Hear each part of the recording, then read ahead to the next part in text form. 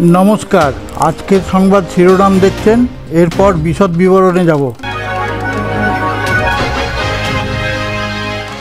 যোগেশচন্দ্র চৌধুরী ল কলেজের সরস্বতী পুজোয় গণ্ডগোল, শিক্ষামন্ত্রী বিক্ষোভের সম্মুখীন। ডোনাল্ড ট্রাম্পের শুল্ক নীতি ঘিরে বিশ্বব্যাপী বাণিজ্যে টালমাটাল অবস্থার সৃষ্টি হয়েছে। শাসক দলের গোষ্ঠীকোন্দলে আবার উত্তেজনা ছড়ালো, পূর্ব বর্ধমানের জঙ্গলমহলে আক্রান্ত পঞ্চায়েত সভাপতি। সরস্বতী ঠাকুর দেখে বাড়ি ফেরার সময় নদিয়ার তেহট্টে পথ দুর্ঘটনায় মৃত্যু হল 4 তরুণের। ছত্তিশগড়ে মাওবাদী দমন অভিযানে আবার সাফল্য পেল নিরাপত্তা বাহিনী। বাস চালকের পরামর্শে হিমাংশু বিরাট কোহলিকে আউট করলেন।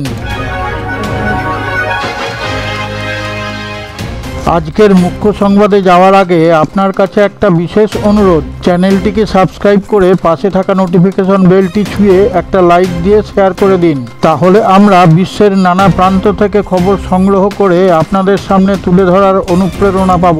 যোগেশচন্দ্র চৌধুরী ল কলেজে সরস্বতী পুজোকে কেন্দ্র করে ছাত্রছাত্রীদের সঙ্গে বহিরাগত তৃণমূল নেতা সাব্বির আলীর বিতর্ক বাদে মমতা ব্যানার্জির নির্দেশে ব্রাত্য বসু গিয়ে তার সমাধান করেন।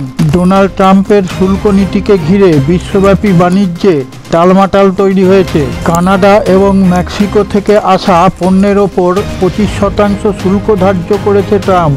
একই সঙ্গে চীনের পণ্যের ওপর 10% শুল্ক বসানোর সিদ্ধান্ত নিয়েছে। শাসক দলের গোষ্ঠীকোন্দলে আবার উত্তেজনা ছড়ালো পূর্ব বর্ধমানের জঙ্গলমহল। বাড়ির সামনেই আক্রান্ত হলেন পঞ্চায়েত সমিতির সভাপতি। জখম মমতা বাড়ইয়ের বাড়ি আউসগ্রাম 2 নম্বর পঞ্চায়েত এলাকায়। পরিবারের অভিযোগের ভিত্তিতে একজনকে গ্রেপ্তার করেছে পুলিশ। সরস্বতী ঠাকুর দেখে বাড়ি ফেরার পথে নদিয়ার তেহট্টে পথ দুর্ঘটনায় মৃত্যু হলো 4 যুবকের। কানাইখালী রাজ্য সড়কের ওপর একটি বাইকে চেপে ফিরছিলেন 4 বন্ধু। বাইকটি নিয়ন্ত্রণ হারিয়ে রাস্তার ধারে একটি গাছে ধাক্কা মারে। ঘটনাস্থলেই মৃত্যু হয় 2 জনের, আর 2 জনের পরে মৃত্যু হয়। ছত্তিশগড়ে মাওবাদীদের সঙ্গে নিরাপত্তা বাহিনীর গুলির লড়াই, তাতে এক মাওবাদী সদস্যের মৃত্যু হয়েছে বলে পুলিশ জানিয়েছে। উত্তর বস্তার জঙ্গলের দুর্গম এলাকায় কেন্দ্রীয় বাহিনীর বিএসএফ, ছত্তিশগড় সশস্ত্র পুলিশ এবং ডিস্ট্রিক্ট রিজার্ভ গার্ড যৌথ বাহিনীর উদ্যোগে এই সাফল্য আসে। রঞ্জিতে খেলতে আসা রেলওয়েদের পেসার হিমাংশুর বলে কোহলি আউট। খেলার শেষে হিমাংশু বলেন যে বাসে করে তিনি এসেছেন সেই বাসের ড্রাইভার তাকে পরামর্শ দেয় কোহলিকে আউট করার ব্যাপারে। তার কথা শুনে বল করে কোহলিকে আউট করা গেছে।